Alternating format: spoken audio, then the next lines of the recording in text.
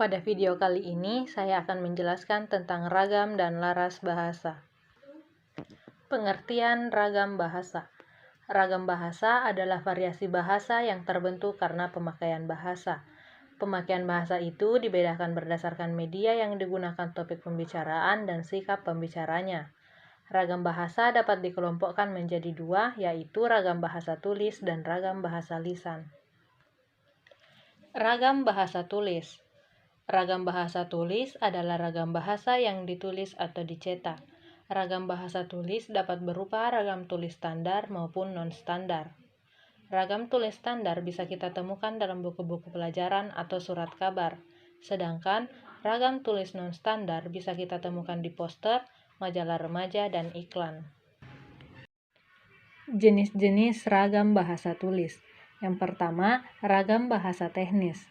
Ragam bahasa teknis adalah ragam bahasa yang dilakukan mengenai teknis atau cara penulisan yang dicontohkan, misalnya laporan penelitian, makalah, tesis, dan disertasi. Kedua, ragam bahasa undang-undang. Ragam bahasa undang-undang adalah ragam bahasa yang menggunakan komunikasi yang resmi. Ketiga, ragam bahasa catatan. Ragam bahasa catatan adalah ragam bahasa yang singkat yang dilihat untuk pengingat sesuatu. Keempat, ragam bahasa surat.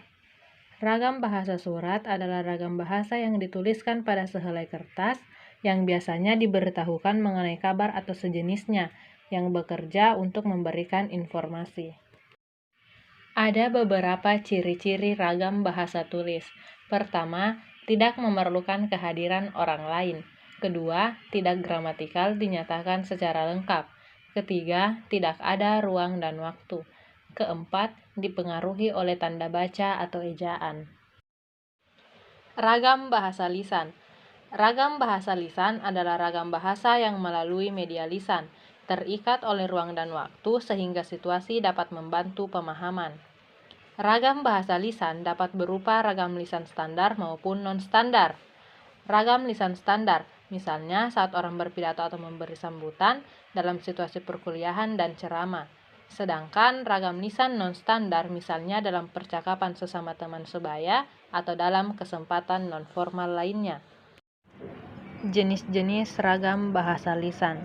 Yang pertama, ragam bahasa cakapan.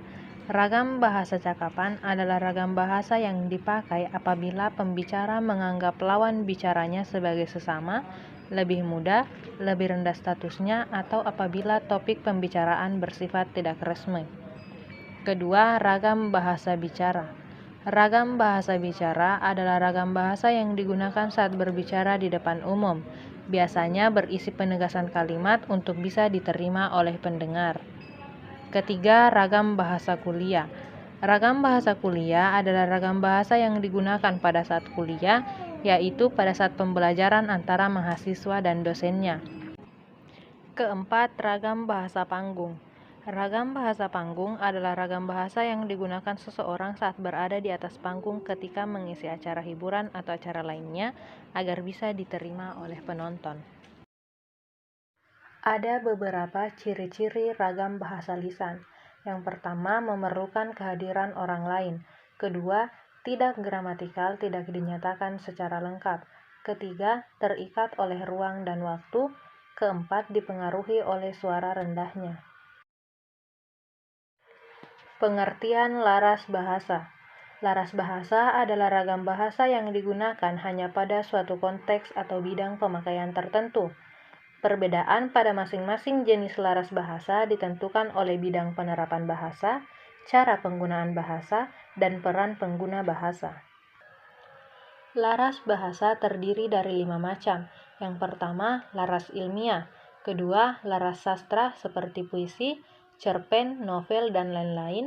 Ketiga, laras jurnalistik seperti berita, editorial, iklan, dan lain-lain. Keempat, laras hukum. Kelima, laras kedokteran.